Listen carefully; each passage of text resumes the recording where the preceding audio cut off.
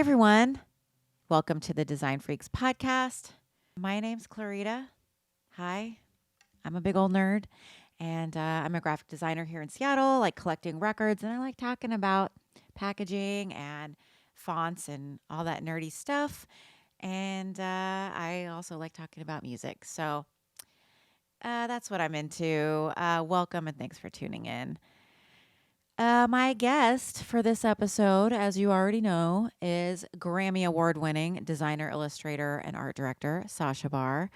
And he worked with Jeff Kleinsmith, who I also got to the pleasure and the privilege of chatting with last year in 2022. So check out that episode as well. And in fact, Sasha and I recorded on the 1 year anniversary of when I published the Jeff Kleinsmith episode.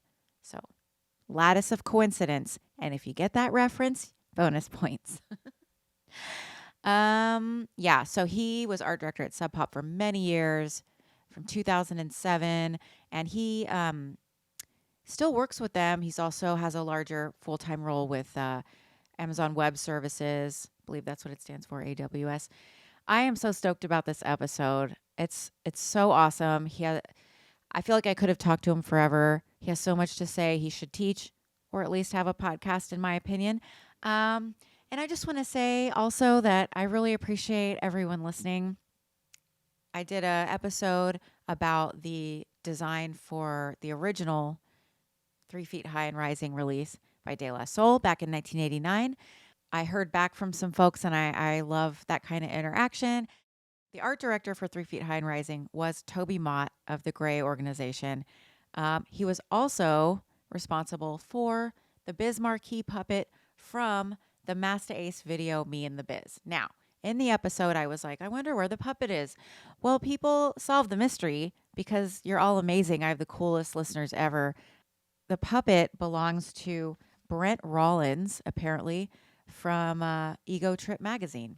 Clearly was not paying attention, but thank you to DJ Hudson from Instagram and De-Escalade on YouTube for letting me know. I also found like a really amazing montage of like everybody who'd gone to Ego Trip headquarters and posed with the puppet. Everyone, every hip hop star, and it's pretty cool. I'll link that off in the show notes so you can take a look. And yes, the puppet was looking a little banged up, aren't we all? So, something I failed to mention in that episode, I actually met Masta Ace once in the 90s. He was playing a show in Austin, where I'm from, Austin, Texas. When it was weird. And he was doing like a pre-show meet and greet autograph signing at Blondie's skate shop. And I got to meet him and shake his hand. Don't remember much except him and his entourage were like the coolest looking people I'd ever seen. And I've never felt dorkier in my life, in my little Dickies shorts, probably. Anyway, speaking of skate shops, see, that's why I told that story. Speaking of skate shops, like I said, my guest today is the amazing Sasha Barr. He is a skateboarder for life and a champion of skate shops. And chances are you've seen his work. He was art director at Sub Pop, like I said. He designed tons of records for them. We talk about his art background, his fascinating family, their connection to Big Star. Pretty incredible. So stoked on this interview. So appreciative. Very inspiring. We also talk about his Grammy win, and I just want to clear something up. When I was editing, I was like, wait a minute now. I just want to say I am not surprised that Sasha and his team won the Grammy. When we were talking about this stuff, I was empathizing and put myself into his position and was like, there's no way I'll win. So I sounded incredulous, but it's only because I was projecting onto him.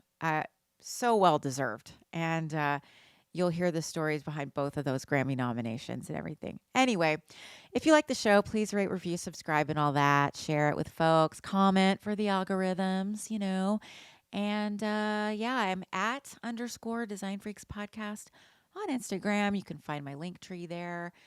Get some merch. There's some tote bags, mugs, and stickers and stuff. Really cute stickers. But I also have these. I have a ton of these old ones that are free. So if you want, DM me your address, and I'll send you some and some other random things from around my apartment. Um, for more music related podcasts, check out ruinousmedia.com and The show. Enjoy. hi, Sasha. Thank you so much for joining me. Yeah, thanks for having me. My Great. pleasure. Thank you. Great to meet you. How are you? Good. It's a beautiful sunny day in Seattle. Unseasonable, I would say, for this time of the year, but Oh my God. Yeah. it's nice. Um, we're recording from my basement, my Ballard basement office. Right off screen is our furnace, and a ton of clutter. But this has been home for the last couple of years since we started. Everyone kind of started working from home more regularly. So Yeah. my relationship with Sub Pop is something that I'll probably never not have in some capacity, Yeah. But Yeah. I switched out of being a full-time art director there actually about a year ago.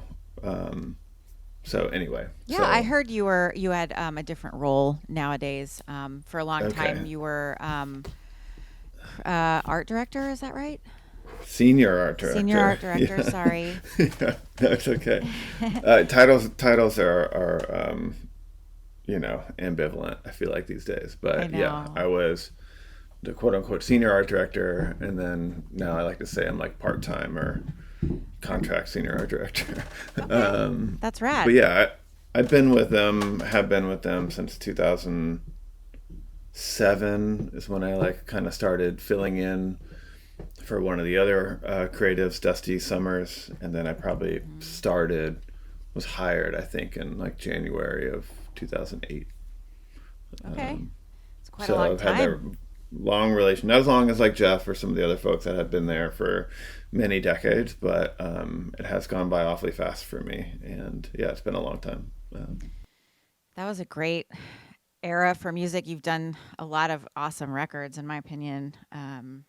Obviously the people at Sub Pop are incredible, and that was a dream job and still is. And that's why I think I'll always have a relationship with them. I think I just had been doing just that one thing for so long and didn't want to like totally leave it behind. And they were kind enough to like be understanding and open to all kinds of ideas and arrangements, and Yeah. I just wanted to kind of see what else was out there. And we live in this city of a lot of tech companies, and Yeah. AWS wasn't what I was pursuing at first, but it's kind of like where I ended up. And the 8-9 months I've been there have flown by, and it's been great. I work with a whole lot of really awesome people, and am on a really great team. And it's been a fun learning experience just to do something completely and totally different from working in music or like in an entertainment industry sort of thing. Right. It's it is. I don't know if I would recommend having freelance work and multiple jobs, and I also like help run a skate shop in West Seattle. Like I'm someone that stays busy, I would say. I don't know if I would recommend it for everyone. It may not be sustainable, Yeah. but it's the life that I've kind of like created for myself. We'll see. We don't, my partner and we're dog parents. We don't have children. Yeah. Not that that's an excuse to spend all of your waking hours doing stuff, but that's just kind of the way that I've always been wired. Right. So Yeah, staying busy. And I get what Yeah. you're saying about being in Seattle and taking advantage of where we are and all of the industry around us. And the team you're on with AWS is lucky to have you. You're probably like the Thanks. rock star. No, I mean, the funny thing is that I was part of this kind of headcount ad, for lack of a better term, over the past year, where they were really actually seeking out, purposefully, like seeking out creatives that maybe weren't from the tech world or had Yeah. different backgrounds. And so that's now like the sort of team of people that I'm on. And I think I'm really fortunate to work with a whole bunch of really talented people. And we're also all kind of like figuring it out as we go together, which is kind of nice. But yeah, Yeah. I feel fortunate, and it's an opportunity and an experience, and Yeah. I don't know. I figured it was worth a shot. So, Everybody wants an illustrator, like a badass illustrator, because not everybody can do sure. that. That's That's quite a skill. well, yeah, sure. I feel like there's more and more of that as technology gets Oh more yeah. user friendly, and everyone's got iPads now and whatever. Everyone's talented, What about as what? I like to say. What about AI? Has anyone like spoofed your work yet with that? No, I know no one knows. I don't think anyone knows me that well. No, but that stuff is really interesting. I have seen like, stuff that's been created using it, and it's pretty wild. And I can't see any reason why, let's say, potential clients or industries wouldn't use it for stuff. And that's, I think, is creates an interesting wrinkle, but it's out of our control at this point. I So know, right? we'll just have to see what happens. Yeah, your work is so precise though. Like it doesn't really lend itself to that style, so that's pretty good. Yeah, I would say most of the AI art I've seen is more like photorealistic or painterly or something like that. You see less like vector art or graphic stuff, I think, so far, but that doesn't mean it won't happen. I know. Don't give them any ideas, Sasha, please. I mean, whatever. No, it's coming. So I saw, speaking of your new role, I saw a huge banner online that looks super awesome. It's downtown Seattle. It's also on a skate deck. Was that Oh, something yeah, for yeah. work that you repurposed, or was it? No. You're talking. It's a large mural. It's Yeah. like a banner treatment on actually one of the Amazon buildings in downtown Seattle. It's at Uh-huh. 6th and Virginia, next to the Spheres. The building is called Doppler, and it's just like, I can't remember how tall it is, 60 feet tall, graphic. And that was actually a project that I started talking with someone at Amazon about in like 2019, I would say, and it took about a year for it to actually come together and be installed. So that's actually unrelated to the role I have now. That was just something I did Oh, as cool. like a freelance artist. And yeah, I ended up using it. 35th North is a local skate shop here in Seattle that a good friend of mine runs, and I've always supplied art and helped them with like deck graphics or shirts or art shows or whatever it is. And, Great shop. yeah, fantastic. He's been around over 20 years now. And yeah, we used the art on one of the decks that we had as a shop deck for a little while, because why not? Yeah. How does yeah. it feel to see your work at that huge scale? Is it weird? It's a trip. It's Yeah. super weird. It's a trip, though. Yeah. I mean, I definitely go downtown less than I used to because I work from home. But when I do, I am often in that part of downtown, and it's a trip to see it because it's so large. It's cool. Yeah. I mean, mural stuff is cool to see. I'm by no means like the person with the most stuff in town or anything like that. Shout out Stevie Show, who's killing it right now. For sure. But the few things I am fortunate enough to have, like, it's cool to see. It's always a trip. It's cool to see stuff on a big format like that. That project originally, we were planning on. I was going to actually paint it, and we were trying to devise some way to paint this giant. What did I say? 60 feet Yeah. tall thing Jesus. on tiles, and we were going to install it. And in the back of my mind, I was just like, "Oh, I'm sure I can figure this out. Like, it won't be that bad." But I'm super glad that we pivoted at the end to like having somebody else print it and install it, because I'll be honest, like, doing mural work is exhausting, and it'll wreck my old I body. bet. Even just the math of like, tiling it all. Just awful. I honestly don't know how people do it at that size. Most of the stuff I've done, I'll either project it or do Yeah. something with stencils or whatever. But the people that can do those large scale mural things it's incredible. It is incredible. You have to Yeah. have, for me, it's like going from 2D to 3D or something, like scaling up like that. You just have to think differently. I don't know. Yeah, I'm used Yeah, I to. don't know. And then I'm also Yeah. seeing this is another different format. I don't know if you've done neon before, but I love the neon Hmm. sign you just designed. It's No, pretty that's the cool. first. Yeah, yeah. So That's super I help fun. run yeah, thanks. I'm stoked on it.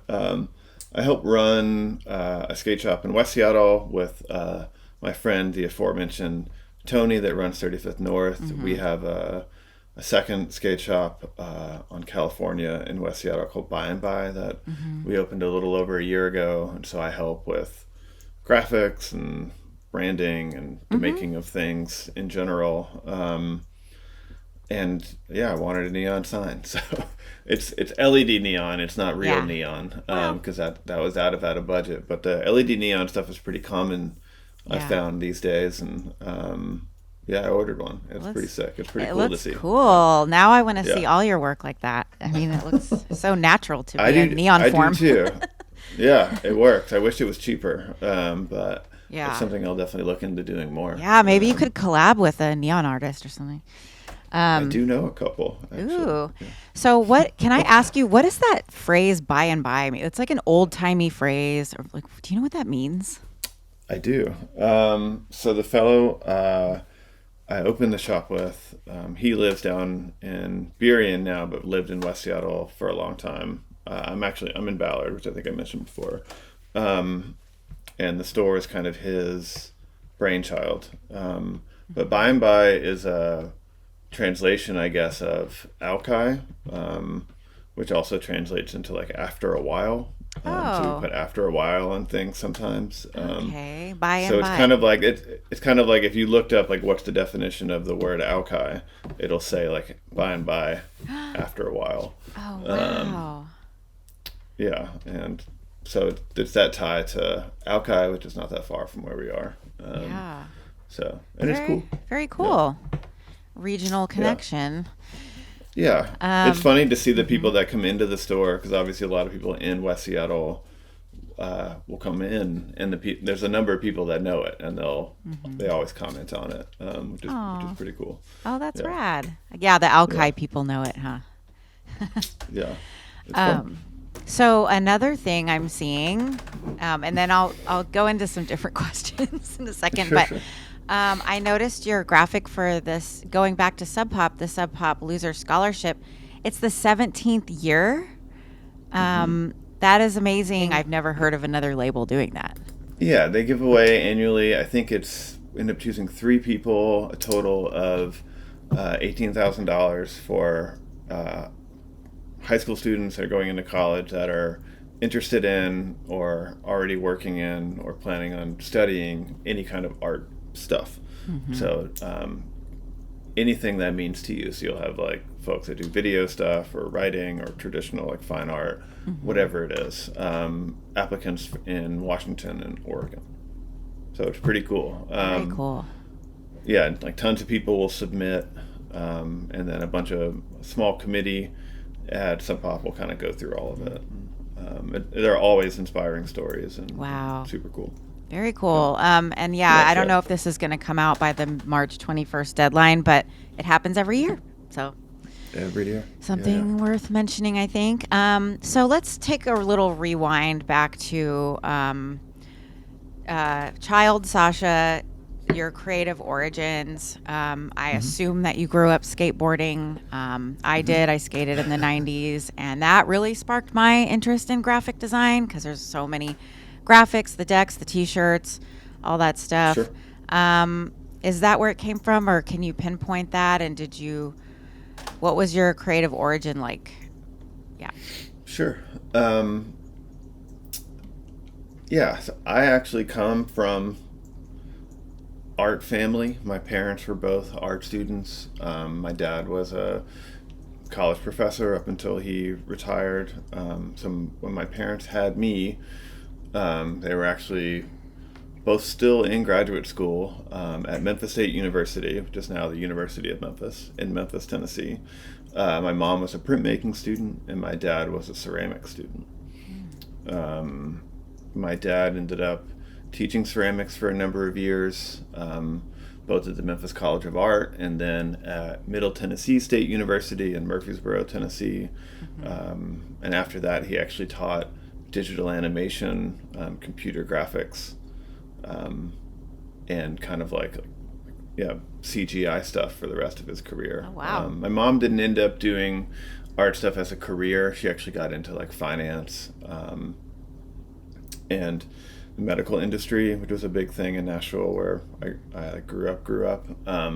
But they both have always continued to do stuff. Like they're both makers. My dad always did ceramics at home. My mom was way into like weaving and knitting, spinning wool, that kind of stuff. So I come from just like arty, crafty people. Wow. So I'm very fortunate in that regard. So like, yeah, art and stuff has always been a thing in the house. You know, there's pictures of me as a small child just like screwing around with paint or whatever. So obviously that was like, I think my parents would have been supportive in whatever it was I wanted to do. So I'm very thankful for that. But it just so happened I wanted to do art stuff, which they were obviously very supportive of. Wow. My high school in Murfreesboro, Riverdale, was actually just a regular public school, but had a really incredible art program. We had two art teachers, Sharon Johnson and Maxine Gaither. Shout out.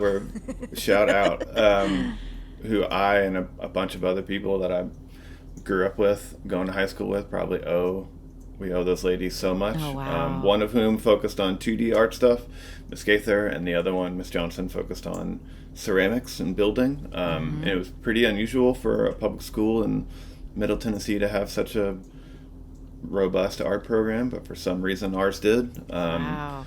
And they were a big part of my high school career, and so I had it coming at me from all ends, I would say. Growing up in high school, like I was obviously like the art stuff was what I really enjoyed doing the most, and those were the things I got good grades in, and I got kind of okay grades in all the other stuff. But that was really where my focus was. And kind of through that, like through opportunities I either got from Miss Gaither or Miss Johnson or from my parents, I often did like art camps in the summer. I mean, it can't get like much more ridiculous, but there were a couple like sleepaway camps during the summers at schools in the area where you go for a couple of weeks and like, take drawing classes and screw around and I don't know what. I don't know. That's amazing. It's coming at me from every direction. Yeah, thankfully that was just a thing my parents were super supportive It was your destiny. Kind of. I mean, yeah. I mean, I always try to show, give thanks to everyone and everything that kind of like helped me out. And, I think I had the right supportive people and but I also like the biggest thing I think that really happened was in between my junior and senior year of high school. I actually went to I think it was a month-long or 2-month-long program at the School of Visual Concepts? SVA, School of Visual Arts in New York City. Yeah.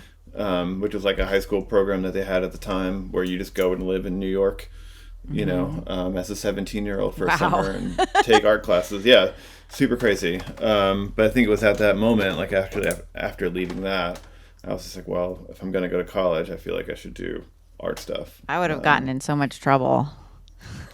Yeah, I mean, thankfully I didn't. I mean, I was an avid skateboarder by that time. Oh, so yeah, also you're an being in athlete. New York Yeah. was like a dream come true. And I mean, who didn't want to be in New York City if you were interested in art or skateboarding or music or whatever? Yeah. But I think quickly after getting back from that and starting like the formal college application process, we realized very quickly that A, we didn't have enough money to send me to a private art school like that, and B, I didn't have good enough grades to get into most colleges. But since my dad taught in the Tennessee state school system, I was able to go to one of the 3 state schools in Tennessee for a reasonable rate. So I ended up actually going back to Memphis, to the University of Memphis, and ended up actually taking like a lot of the same classes from the same teachers that my parents did. Like my dad's ceramics teacher was still there at U of M. My mom's printmaking teacher was still there. So I was kind of like really following in their footsteps, which is pretty funny. Oh, wow. That is cool. I mean, I have always envied people who, and my mom is artistic. But yeah, to have your parents be so well rounded in art, like not Yeah. only are they interested in art, but like so many different forms of it. I love that story. So you graduated with, you got your BFA or your MFA or? Eventually, I got a BFA. Uh-huh. Yeah. It took me 6 years to get a 4-year degree, which is what I like to say, because Yeah.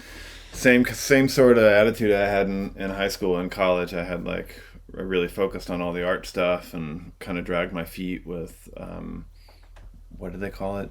General education. I can't even remember now, but you know the stuff that everyone has to do. And Prereqs. Yeah. just kind of and kind of like took a couple of years where I really focused on like in the photo classes, and then did some painting stuff, and then eventually like found my way with printmaking before kind of getting a general BFA. But at the U of M, you could pick like a concentration. So I have a BFA with a concentration in printmaking. Oh, cool.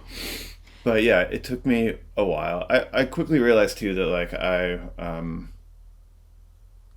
don't know. I fortunately enough, I think I kind of started doing freelance work for friends of mine that were in bands, posters and CD, album stuff.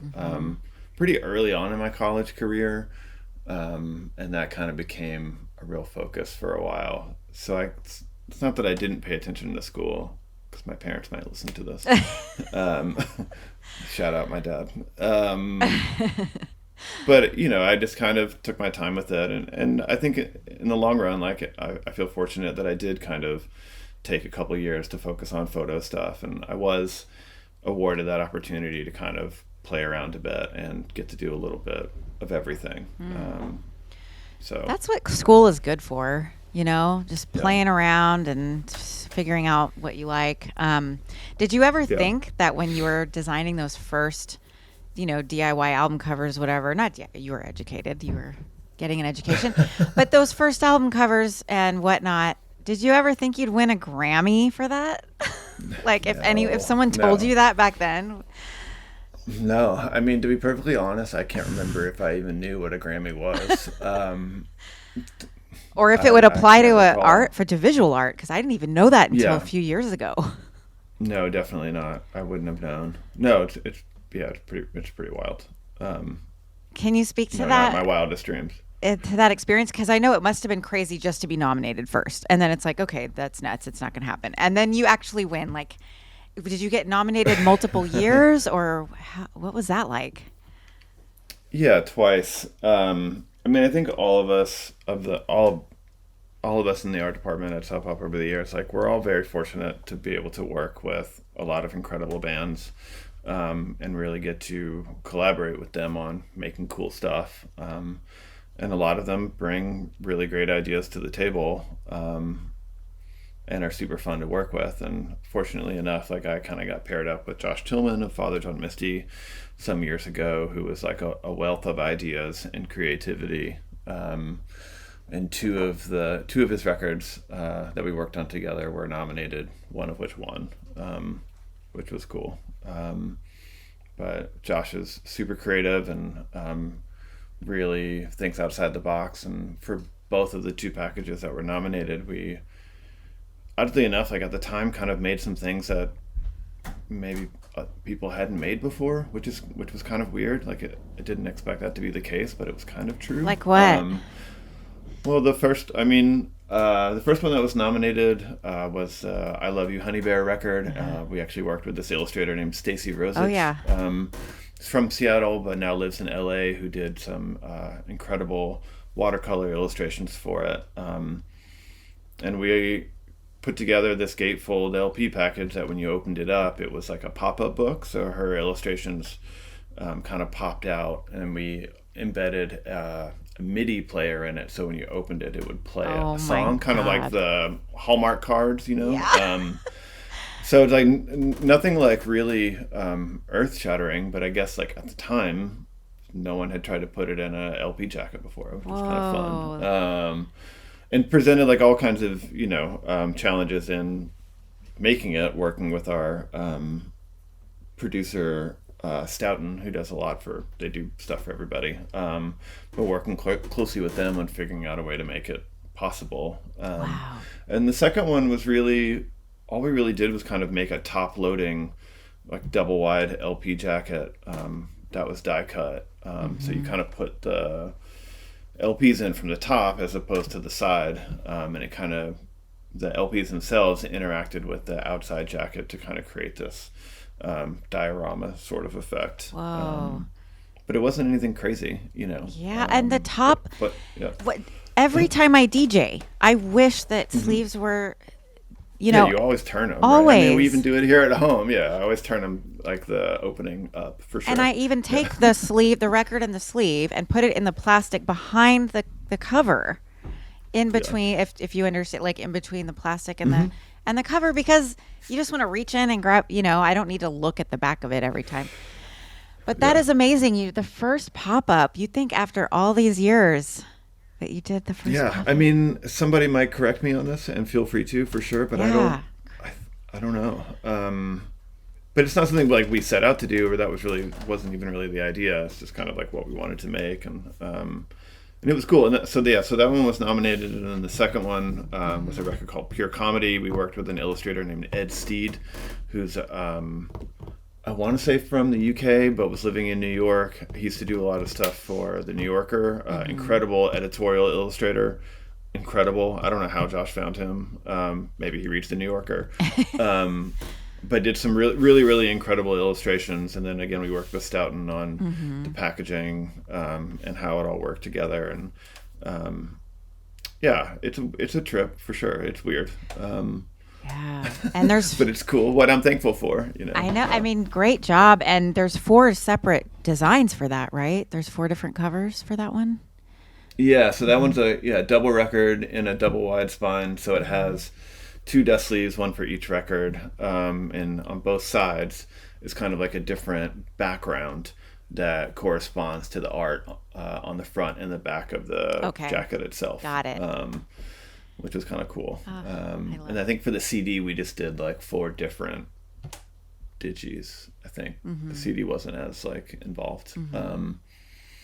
Well, But yeah, it was fun. Yeah, it's weird. It's a trip. I mean, I feel thankful and fortunate. I'm by no means any more talented or different from the folks that I work with. It was just kind of like right place, right time. And I've actually, over the last couple of years, started, I'm on the Grammy committee for like judging and voting on packaging stuff. oh, cool. Which I think I'm allowed to talk about. And Jeff did it for a long time, and I've known a few other folks that kind of work in the music industry that do it. And that's been kind of a fun, like, I don't know, inside baseball way of looking at how these things happen and what people are looking for. And Okay. yeah, it's been kind of a cool experience for sure. Very But cool. yeah, I mean, we went to the Grammys both times. One was in New York and one was in LA. I think the one in New York was one where we won. I think so too, because I looked it up 2018, today. Yeah. Yeah. And it's a cool experience. It's weird for sure. You get to meet some nice folks, and we got to go to Madison Square Gardens, and you get to see the televised thing, because there's 2 different ceremonies. There's one in the middle of the day that has like actually the bulk of the awards, which includes like packaging awards, and then there's the thing that's televised at night that has like the 10 main awards, album of the year or whatever, Oh, right. with all the performances. So it's actually 2 different things, but you get to go to both. It's a long day. It's like an 8-9 hour day. You're And the definitely after exhausted. parties, right? It's like, Yeah, I would like to say we were the kind of people that went to after parties, but we did not. I would probably skip it too. That sounds exhausting. We were exhausted. Yeah, but being able to see the televised event is actually pretty cool because it's so orchestrated, and there's like 3 or 4 different stages going at any time, and the stage productions are all super high value, and then like all the weird stuff you watch them do between commercial breaks and whatever. It's Oh, super cool. funny. Yeah, that was a cool experience. TV stuff. Did you Yeah. know the other nominees, or were they there? No. Yeah, a lot of folks end up being there, but you don't. I only the one that we won. We actually tied with another group of people whose names I should be able to remember, but I cannot. And I got to meet them because we went backstage at the same time. But anybody else that was there that would have been nominated, it's not like a formal Oh. thing. And meeting anyone, unfortunately, I Yeah. wish it would be. It would be kind of cool. But yeah, you don't really know who else is there, I Ah, guess. that's unfortunate. It would be fun to have like Yeah. all the designers in one area or something. I don't Totally. know. Yeah, I agree. I agree. So that's amazing. What was I going to ask? Okay, so what is the stuff coming up that you're excited about that you can talk about? I know every time I ask this question, people are like, well, I can't say. Or what is something, Yeah. is there something you can talk about? Yeah. Music related or otherwise? You said that this will come out in March. Yeah, probably mid-March. Okay. I mean, I've been one of the other artists on Sub Pop that I have like a long-standing relationship is this band Bully. This woman Alicia that's from Nashville, and she's been working on another record that'll come out sometime this year. I assume it'll be announced by the time you air this, and if not, let's Cool. keep that in mind. Yeah, she's been on Joe's show too, the Tour Story show. Yeah, she's great. Alicia's good people. And she's fun to work with always. Cool. And I mean, outside of that, like I don't know. I've been staying pretty busy with like just doing stuff for By and By, and my regular day job with Yeah. AWS. But I try to stay active in curating events both for By and By and for 35th North, like art shows, which obviously kind of like took a back seat for the last couple of years. Yeah. For COVID reasons. Why? But yeah, I don't know. But we're on the other side of that, obviously, and we've done a number of events at By and By. We'll try to do like kind of small openings with local artists. 35th North has a bit of a larger space, so we'll do group shows there that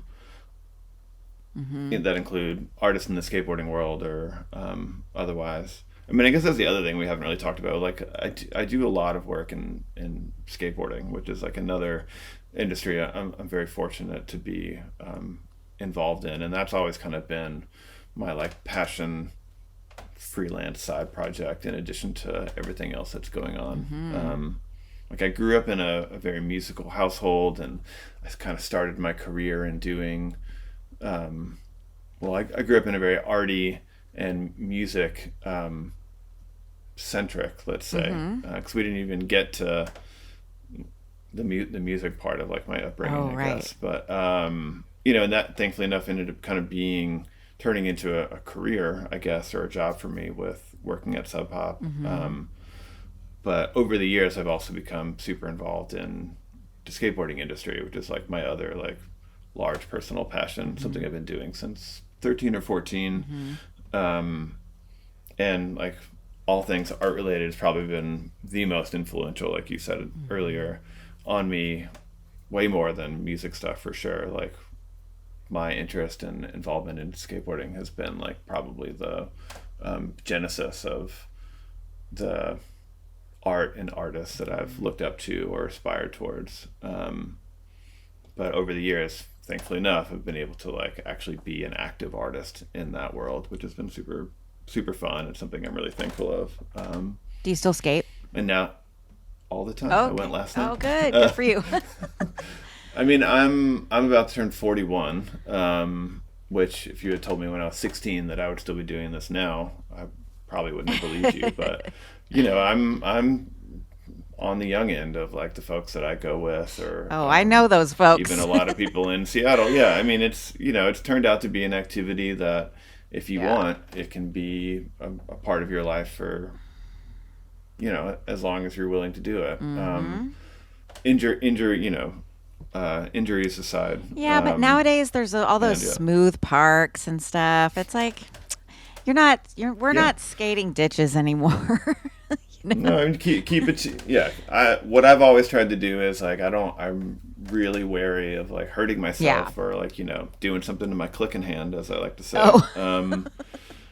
I just skate within my abilities. Yeah. I'm never been an adrenaline based person, so I'm Right. not like trying to hurt myself. Really, it's more, I don't know, more of a technical thing, I guess. But I just don't push it. Yeah, I mean, it depends on your style too. If you want to roll Mhm. around or if you want to do a bunch of tricks and impress all the kids. Yeah, I don't know.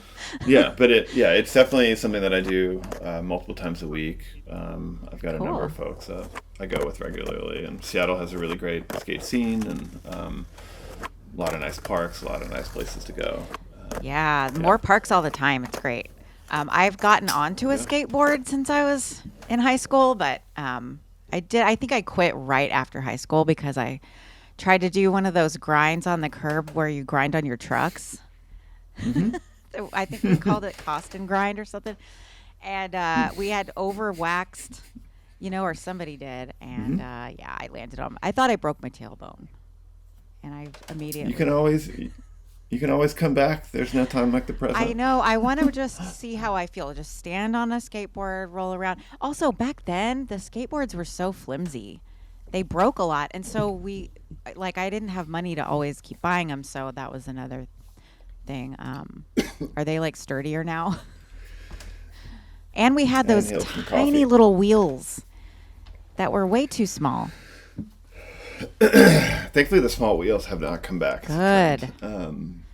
The '90s are definitely on trend in all things music and Okay. skateboarding and art in general. But Hmm. yeah, I would say the quality of materials is a lot better. But Good. Well, maybe I'll try yeah, it again. Um, you should. Seattle has like a really. I would say Seattle's been like a tipping point in like women's skateboarding, women in trans skateboarding. mm, very cool. Really based. There's a group here called Skate Like a Girl. It's a Oh, nonprofit. They yeah. have chapters all over the country now, but it kind of started here, and they're really focused on um, anyone that's interested in skateboarding that's not a dude, pretty much, Yeah, which is great because it was like a male-dominated industry and activity for many, many years. I know. And the folks that run Skate Like a Girl are just like they realize there's It was it's intimidating. not it's for everybody, I wanted to skate Yeah. more, but it was intimidating. I felt like I was in the way, and especially if there was no parks in the 90s, so we just would have to go take a big gulp cup and like empty out the bottom of a swimming pool, an empty pool, or That's really terrible funny. Yeah. transitions. We always got hurt. Hmm. And then parking lots, we'd get chased out by rent cops. It was a thing. It was actually illegal for a while. And so Sure. that's Wait, kind of. did you grow up I here? grew up in Austin, Texas. Okay. So there was like one old BMX guy that had a ramp in his backyard. Old, he was probably 35. But so yeah, there was like Yeah. one weathered ramp and then like the rest we just Mhm. had to figure it out, and we were constantly hurting ourselves. My ankle was in an air cast most of high school. But I wanted to do it so bad. I loved the videos. I had the Jason Lee will skate for food shirt. I Mhm. just absolutely adored all the culture and the subversive nature of the artwork. Like everything about it was punk rock. It wasn't just saying it was. It was like testing Mhm. boundaries, and that's what I loved visually about the artwork too. Like, did you Yeah. have like favorite artists, or I didn't even know their names? Yeah, I did for sure. I mean, I think one of the funny things about like kind of both music and skateboarding in my life, like whereas working in music kind of became a career for me, like working on posters or album art, that kind of thing. Skateboarding was always kind of the activity that I like most identified with as an individual, right? It's like my parents, um, you know, definitely grew up in a house that always had music playing, always had tons of records around. and I have a lot of a close association with music with my parents. And I think that's kind of like where my interest in working in that industry came from, right? But I never really paid as close of attention to album art as I did to the art and things I saw in the skateboard world, on T-shirts or in magazines, on skateboards themselves. Like I probably couldn't told you a single graphic designer that worked in music until I don't know 20 years ago, but I knew like all kinds of folks in the Wow. skate Like industry. who? I mean, I'm definitely a child of 90s skateboarding, so late 90s skateboarding, I will say. Uh-huh. And that was kind of when you started seeing a big shift into more graphic stuff. So a fellow named Don Pendleton, who used to do a lot of things for a company called Alien Oh Workshop. yeah. Joe Castrucci used to do a lot for a company called Habitat, still does. A fellow named Andy Jenkins, Jeff McFetridge, Evan Hecox, the people that used to do a lot of art for Girl and Chocolate Oh, skateboards. cool. Yeah. Jason Lee's. Margaret Kilgallen. Jason Lee was on Was he? Stereo, Oh, Stereo. That's right. or that was his company with Chris That's Masters. right. Their art was also right in that same wheelhouse for Yeah. sure. Stereo stuff was always super influential. Really, they were really influenced by Blue Note and jazz stuff. Oh, that's right. So, I mean, that's kind of like where it sort of all started for me. And then I think it was in the late 90s, early 2000s when you had that Beautiful Losers book and documentary come out, which was about a lot of those same people. You had like Barry McGee, Spike Jones, Margaret Kilgallen, Ed Templeton, a lot of folks that were also coming from skateboarding and a little bit of surf. And it was those kinds of people. And I can't leave out my boy Shepard Fairey. Oh, There's no yeah. designer that came up in the late 90s or early thousands that didn't like the Obey Giant stuff. But it was those people and folks like Shepard Fairey were the people that I paid the closest attention to and really inspired kind of the work I wanted to do or style of stuff that I was interested in. Wow. That you really Yeah. know the skate world artist. That's amazing. Who designed I the my do. fucked t-shirt that got me in trouble in high school? Do you know? No, I don't. But they're from around here. Oh, they are. I want to say, yeah. FUCT listeners. FUCT. Yeah, yeah. Yeah. I Yeah. also And used to buy counterfeit blind jeans off the back of a catalog. And there you go. I mean, honestly, because we're both children of the internet existed, but it was not yeah. what it is now. But I would get the CCS catalogs, which is a old skateboarding mail order catalog in the mail in high school, and it was almost like looking through a book of art and that kind of stuff. And it was something you would just get in the mail, and I don't know. I pored over those things, for days, just looking at the stuff that was in there. So great. It's so amazing what you Yeah. can do. And like now you're part of that league, and you're part of the history that's amazing. It's cool. Yeah. Yeah. Yeah. I feel very fortunate in that. I mean, Seattle again has like a really incredible skateboarding scene, and I'm thankful to be a part of that. And I've been able to provide art for shops and board companies. I've had a couple of my own, and that kind of translating into relationship with folks at companies like Vans or Girl and Chocolate and companies that are in the industry through the connections and people that I made in Seattle. Yeah, the world gets smaller the older you get, and this person knows that person, and it's all about relationships and meeting folks.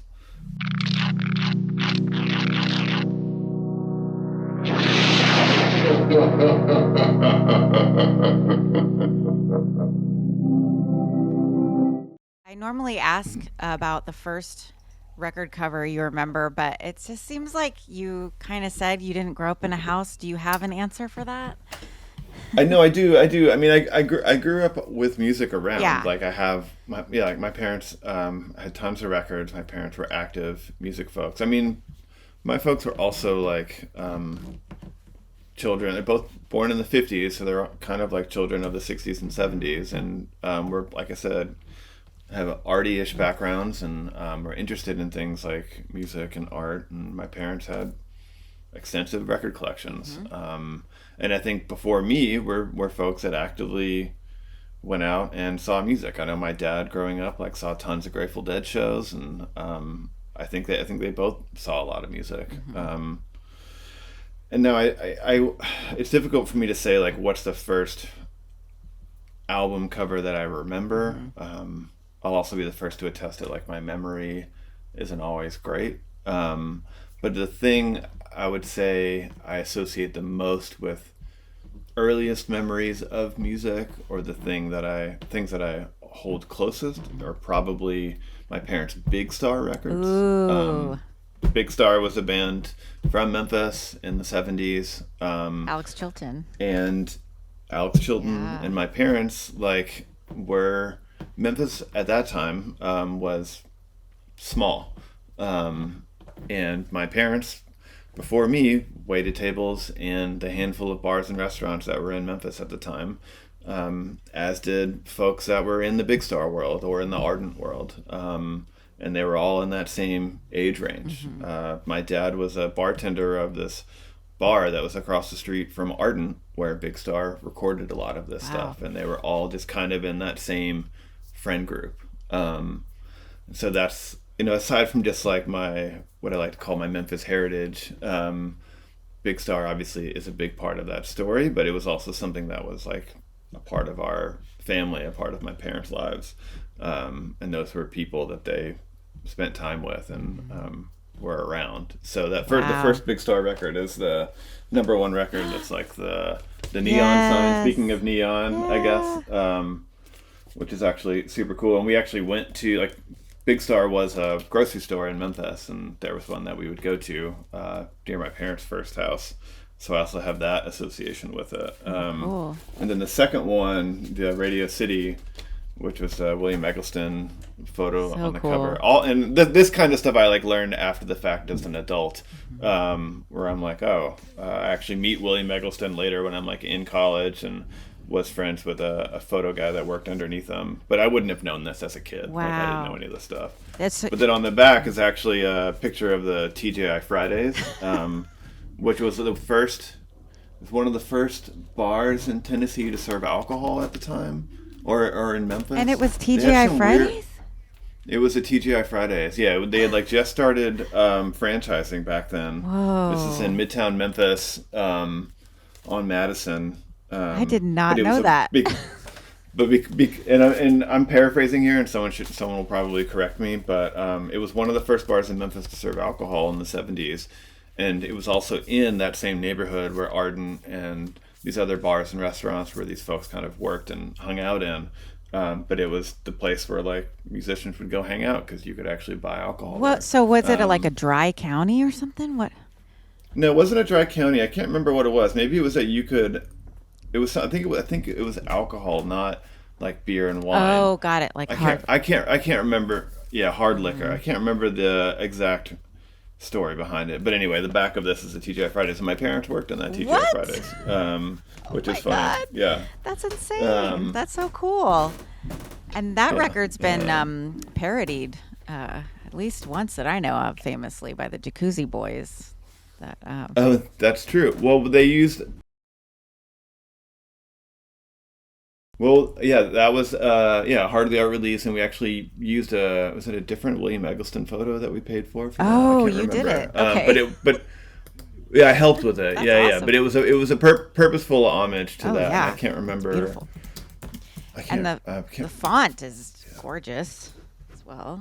Glazing. Yeah. Jacuzzi Boys Glazing. Glazing. Yeah.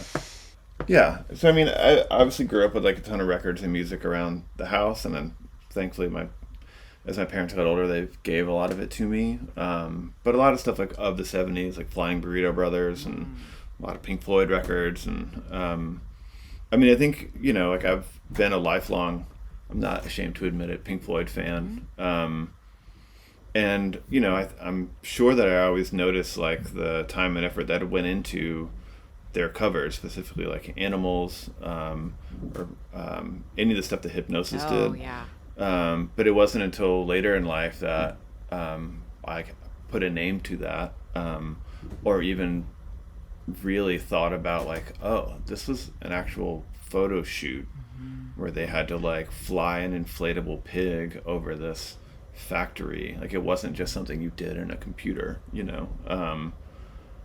which is still a trip to It's think still about that anyone crazy. would do All the that. money. Yeah. Like Storm Thorgerson must have been such a good convincer. Yeah, there's the one, I'm blanking on the name of the record, where it's just like a bunch of The beds as beds. far as the Yeah. eye can see, and you're just like, Jesus, good for I got y'all. to do a mini Like, ep about you that know, because I want to learn more. But yeah, it was what's the name of it? Gosh darn it. momentary lapse of reason. Is that one? Yes, momentary lapse of reason. You're right.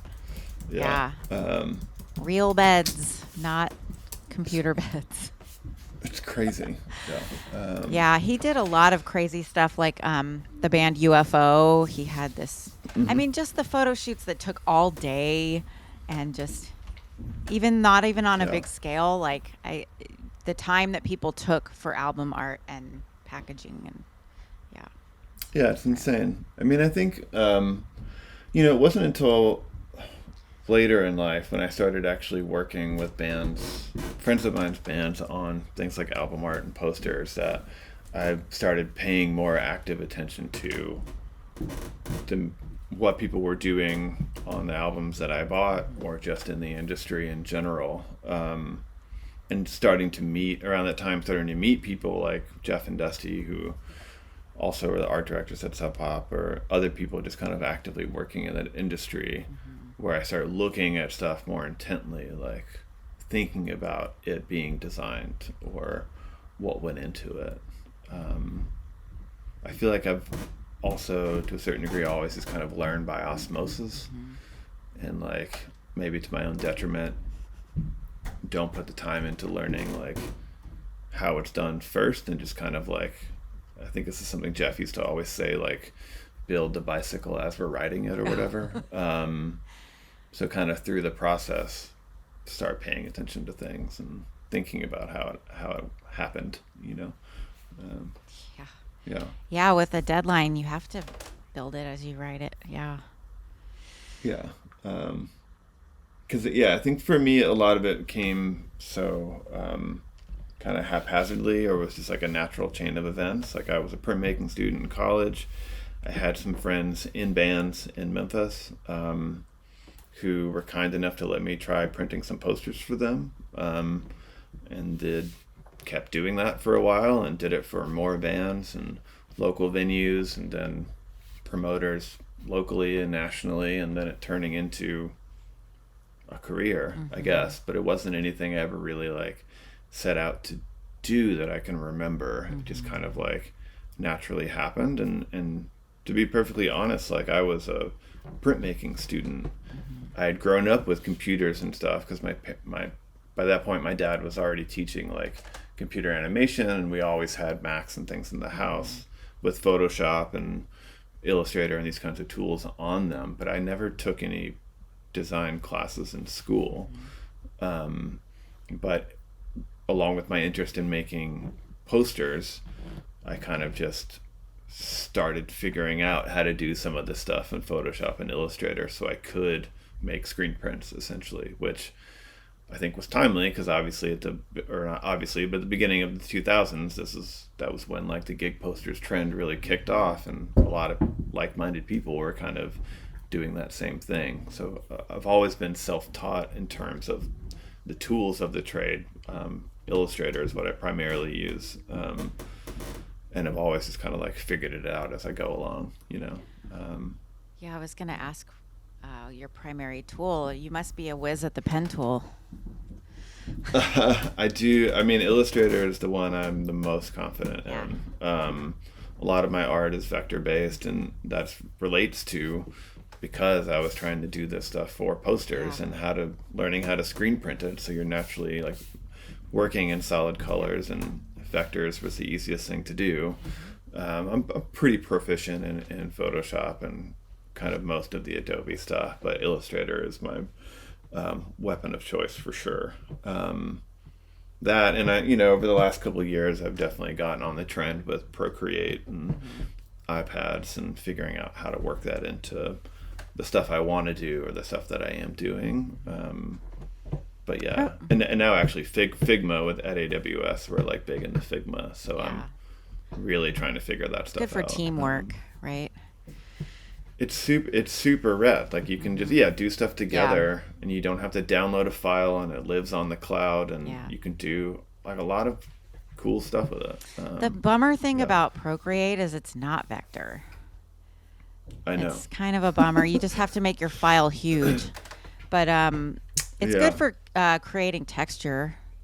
I mean, if you want to add it's that fun. I mean, element, but yeah. yeah, and I've found just some different things to do with it. I've started doing these like rotoscope animations in it. Oh, I love it. Yeah.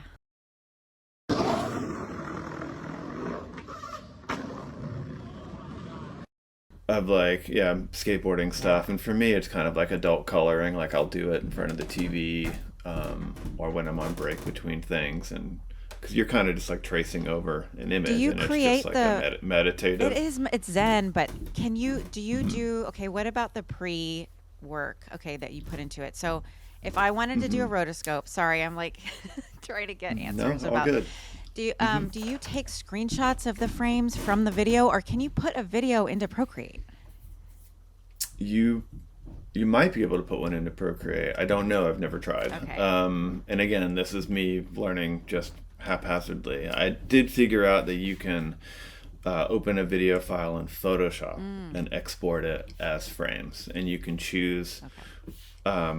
like frames per second, which is kind of an important factor when you're doing 12, rotoscope. I do The 12. more I've been doing like 10, 11, Yeah. 12, somewhere around there, and then you export those JPEGs, and then I just airdrop them to my Otherwise, iPad. your hand's Yeah, gonna fall off because yeah, it's too, and you can do less too. yeah. But yeah, that's pretty much what I've figured out.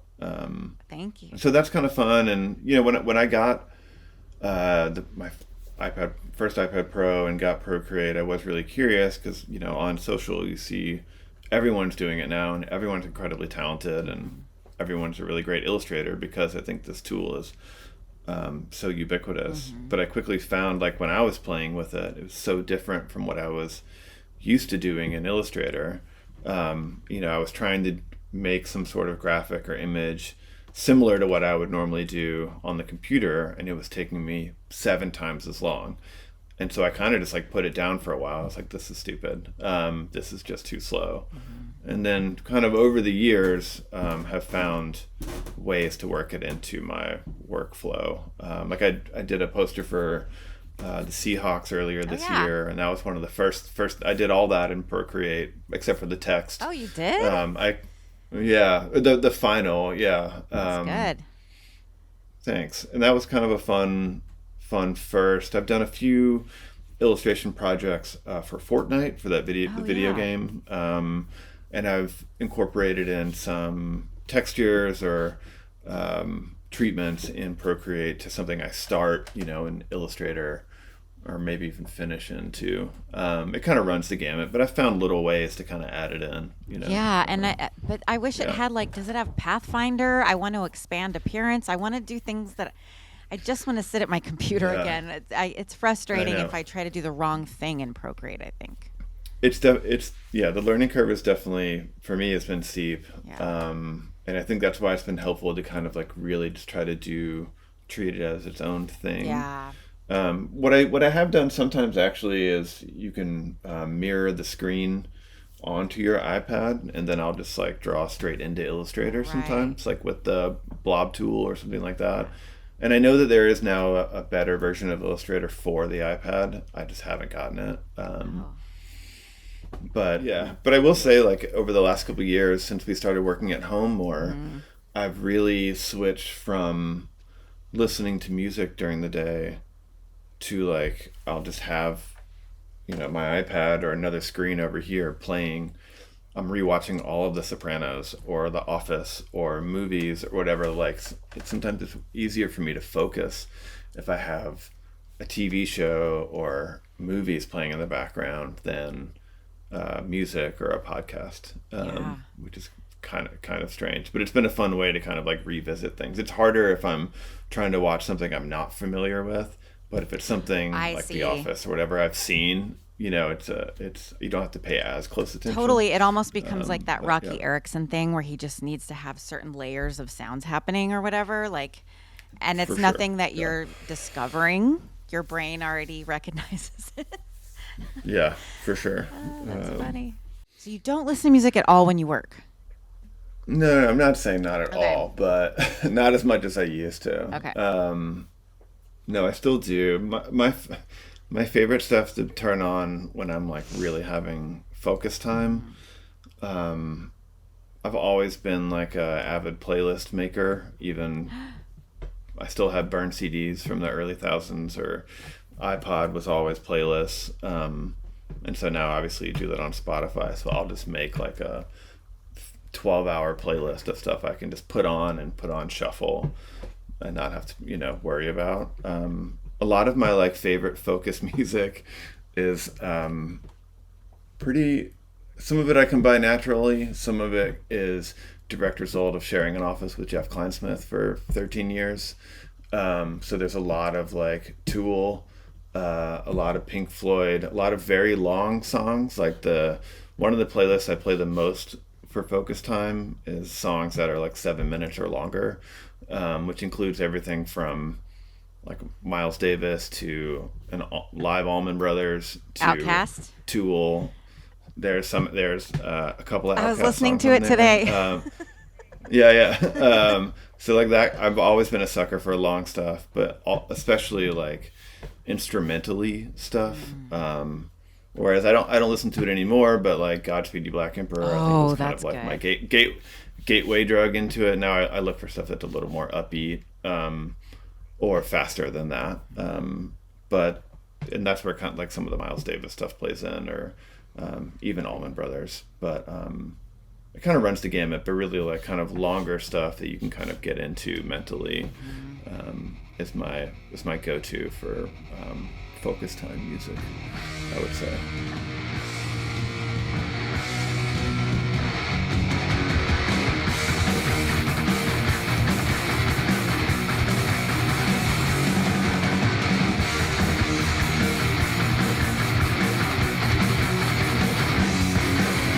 Now I'm ripping up the streets, skating just for fun.